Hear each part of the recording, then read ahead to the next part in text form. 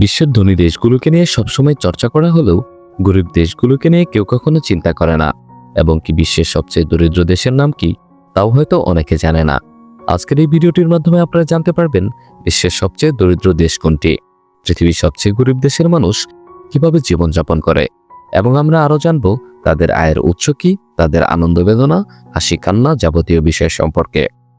Hello বন্ধুরা, স্বপ্নে খুঁজে চ্যানেলটিতে আপনাদের সবাইকে স্বাগতম। আশা করি মহান আল্লাহ তাআলার অশেষ রহমতে আপনারা সবাই ভালো আছেন। আজকের এই ভিডিওটির মাধ্যমে আপনারা জানতে চলেছেন বিশ্বের সবচেয়ে দরিদ্র দেশ দক্ষিণ সুদান সম্পর্কে।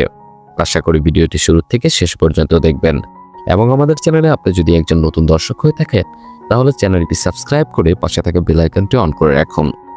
বিভিন্ন দেশের জানা অজানা প্রয়োজনীয় তথ্যমূলক ভিডিও প্রকাশ করা হয় আমাদের এই চ্যানেলটিতে। তাহলে চলুন ভিডিওটি শুরু করা যাক এবং জেনে নেওয়া যাক পৃথিবীর সবচেয়ে দরিদ্র দেশ দক্ষিণ সুদান সম্পর্কে জানা অজানা ও প্রয়োজনীয় সকল তথ্য।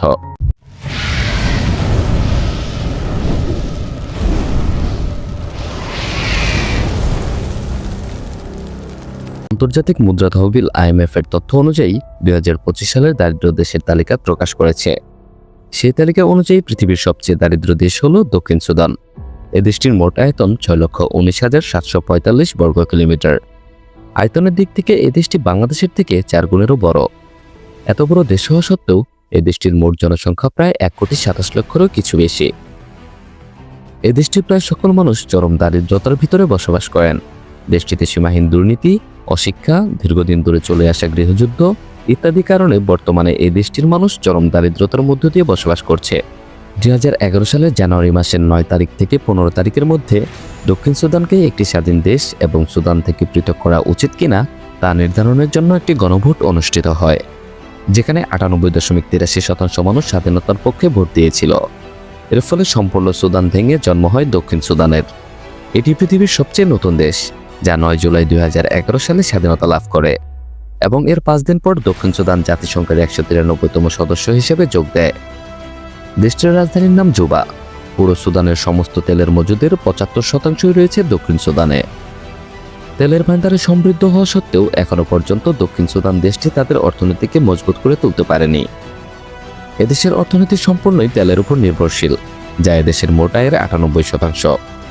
তেলের দামের ওঠানামা এবং রাজনৈতিক অস্থিরতার কারণে অর্থনীতির ওপরও প্রভাব পড়ে। এর ফলে দক্ষিণ সুদান দেশটির সাধারণ জনগণ দরিদ্র এবং বেকারত্বের শিকার হয়। এদেশের মানুষ কৃষিকাজের উপর নির্ভরশীল। দেশটির অধিকাংশ মানুষই কৃষিকাজে নিয়োজিত। তবে এই দেশটির উৎপাদনশীলতা খুবই কম। এর মূল কারণ এই দেশটিতে নেই কোনো উন্নত প্রযুক্তি বা যন্ত্রাংশ। এই দেশটিতে যে সকল পণ্য উৎপাদিত হয় এর মধ্যে উল্লেখযোগ্য শস্যদানা, মটরশুঁটি, ভুট্টা, সবজি এবং কিছু ফল। এছাড়াও গবাদি পশু পালনের মাধ্যমে আয় করে থাকে কিছু মানুষ, যা খুবই সীমিত।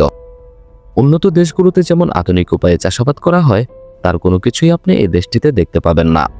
এই দেশটির মানুষ এতটাই গরিব যে একটা সাইকেল বা ভ্যানও কিনতে পারেন না। তাই তারা জমিতে উৎপাদিত ফসল কিলোমিটারের পর কিলোমিটার পথ হেঁটে হেঁটে বহন করে বাজারে নিয়ে যায়, যার ফলে অর্ধেক ফসল নষ্ট হয়ে যায় এবং ফসলের ন্যায্য মূল্যও পায় না তারা। এই দেশটিতে নেই যথেষ্ট পরিবহন ব্যবস্থা এবং ভালো রাস্তাঘাট। এদেশের মোট জনসংখ্যার 60.5% মানুষ খ্রিস্টান ধর্ম অনুসরণ করেন।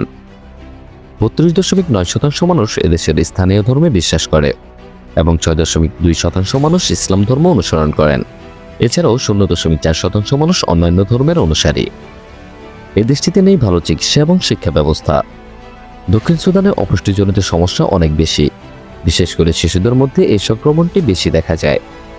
বন্ধুরা, এই দেশটির প্রায় 70% মানুষ পর্যাপ্ত খাবার পায় না, এবং অপুষ্টির কারণে শিশু মৃত্যুর হার এদেশে অনেক বেশি। দক্ষিণ সুদানে খরা এবং বন্যার মতো প্রাকৃতিক দুর্যোগ দেখা যায়, যা খাদ্য উৎপাদনে ব্যাঘাত ঘটায় এবং জীবনযাত্রাকে আরও কঠিন করে তোলে। এদেশে গৃহযুদ্ধের কারণে প্রায় 4 লক্ষ মানুষ প্রাণ হারিয়েছে এবং অনেকেই হারিয়েছে তার নিজ বাসস্থান। এত কিছুর পরে কিছু মানুষ পরিস্থিতির সাথে মানিয়ে নিয়ে নিজের জীবনকে ইতিবাচকভাবে গ্রহণের চেষ্টা করছে। আশা করি আপনারা বুঝতে পেরেছেন কেন দক্ষিণ সুদানকে পৃথিবীর সবচেয়ে দরিদ্র দেশ বলা হয়। এই ছিল দক্ষিণ সুদান সম্পর্কে জানা অজানা ও প্রয়োজনীয় সকল তথ্য। আশা করি ভিডিওটি আপনাদের ভালো লেগেছে।